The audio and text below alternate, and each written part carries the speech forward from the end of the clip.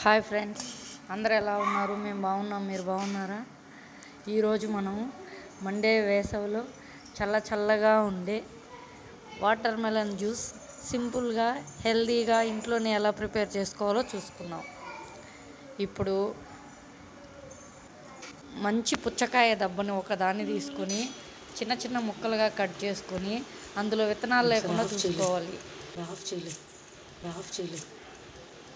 ఇప్పుడు తీసిన ముక్కలన్నిటినీ ఒక మిక్సీ జార్లో వేసి మిక్సీ పట్టుకోవాలి.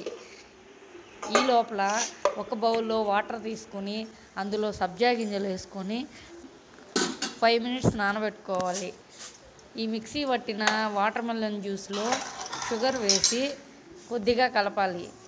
తర్వాత ఈ సబ్జా గింజల్ని తీసుకొని ఇందులో వేసి యాడ్ చేసుకొని కలుపుకొని తాగడమే. చూడండి ఫ్రెండ్స్, ఇంట్లోనే హెల్తీగా వాటర్ మెలన్ జ్యూస్ చేసుకోవడం చాలా సింపుల్. చూసారా ఎంత బాగా వచ్చిందో? మీరు కూడా ట్రై చేయండి ఫ్రెండ్స్. మా ఛానల్ని అందరూ సబ్స్క్రైబ్ చేసుకోండి.